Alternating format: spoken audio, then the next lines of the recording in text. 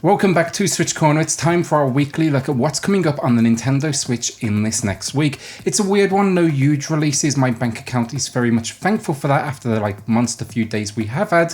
But I gotta say still, there's some real potential gems in here, and ones I've been personally looking forward to for some time now. So as always then, I don't cover everything, just what's catching my eye, and I'll give you an idea basically if I'm a day one buyer or if I'm gonna be waiting on reviews. So with that, look, hit subscribe if you love the Switch as much as we all do here. Join our growing family, and let's get started.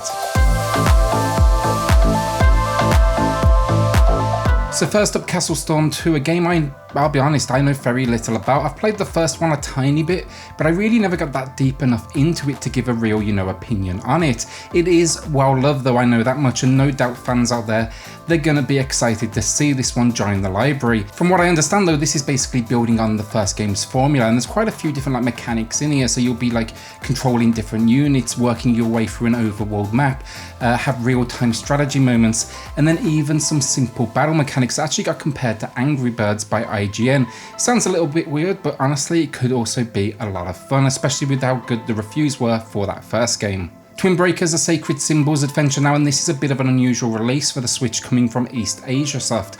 Not because of the gameplay, but because it's based upon Sacred Symbols, a podcast dedicated to essentially all things PlayStation. Honestly, never heard of them personally, but it seems well respected and well loved. The gameplay though sounds solid, basically being a brick breaker, but unlike the classics that simply, ramp up that difficulty, this one throws in a pretty in-depth story as well. 40 stages, 4 boss fights, new game plus, extras, collectibles, built-in achievements, and 7 game modes. Seems to be a lot going on here. I'm gonna go day one, it's budget, I love the visual style, and with it already being out on PlayStation, I can see reviews are relatively good, and no doubt this will be a great game on the go. Unrailed now, and this, I'd actually never heard of it honestly, but it's out elsewhere and people seem to adore it, and I've got to say it looks great. No pricing information at all yet, so I really want to know how much it costs first before I decide on whether to jump in or not. To help with that decision though, they do have a free demo available right now. Seems here though there's very little in the way of single player content, but they're adding a big focus on 2 to 4 players, both co-op and versus, that's local and offline. My main question with this one, honestly, will it have crossplay, because the Switch, it's not exactly famous for its online community sticking around long after release. Love the Minecraft-esque visuals, I gotta say, and the idea of working together to then collect resources and build out this train track. It may sound pretty relaxed and chill, but all the footage I've seen seems to show things escalate quickly. Embracelet now, and it won't be for everyone, but there's something here that's telling me it has potential. No doubt the visuals are love it or hate it in their design, but for me, when done right, this style can lead to something special. Look at something like Donut County, for example. Simplistic isn't always a bad thing, as it allows the creators to lean more into the surreal side of things. The opening of the trailer kind of looks a bit dull, but as it gets going, I really actually like what I'm seeing. I'll be waiting on reviews for sure, but it sounds interesting as you find yourself on an adventure in northern Norway where you take on the role of a teenager by the name of Jesper. Jesper appears to have found a magical bracelet. Promising some exploration, light puzzles, and then an orchestral score. I like what I see, and now I'm curious to see, can it deliver? So one of the big releases for me for the week then, Wartile looks incredible.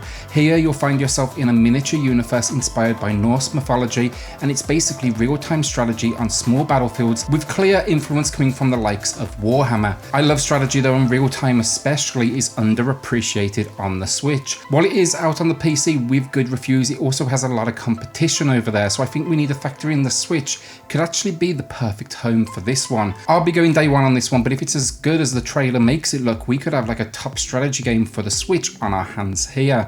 From what I can find out then as well, we're looking at about a 10-hour runtime, multiple units to handle, card deck elements, and then of course a whole lot of customization. The number one release for the week, for me at least, easy day one buy, RollerCoaster Tycoon 3 Complete Edition, and whether this will tempt in a new audience or not, I'm not sure, but for those that grew up with it like me, it's an absolute must buy. After the disappointment that was RollerCoaster Tycoon Adventures from Atari, this is the original devs bringing it to the Switch this time, and I gotta say I have a whole lot more faith in them. Not a ton to it honestly, build the theme park of your dreams, but it's addictive, and this even throws in both expansions, which was soaked and wild, with over 300 rides, 500 scenery pieces, 60 shops, animals, staff members, There's just a ton here to keep you entertained, and as I say, like if you grow up on it, you'll know how many hours you can spend in this world. As long as this port is solid though, this could be a very good thing. Rivals of Aether now, and I was ready to pass over this immediately, but the more I've dug into it, the more I like what I'm seeing. This is basically a 2D sprite based take on the Smash Bros gameplay. It's a clear influence for them and they openly say that as well. After the disappointment recently though that was Bounty Battles, this may well be worth a look. Offering single player, local play and online, it's got a solid selection of stages and from what I'm reading, some unique combat mechanics for each character.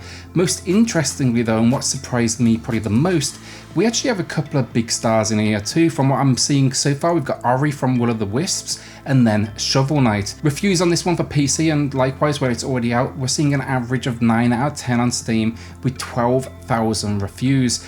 As always, this is another one I'm hoping though we see crossplay on, but yeah, I'm quietly confident this one could be a very good thing. Now going under, coming from Team 17, I'm not expecting this dungeon crawler to really break any boundaries, but the setting sure is unique.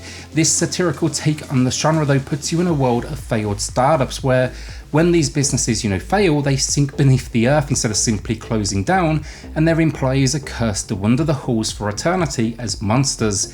Your job, get in there, put them out of their misery and repossess their assets. Promising though bosses, tons of weapons and a cast of co-workers, I think this one could be really good, especially if it nails the sense of humour.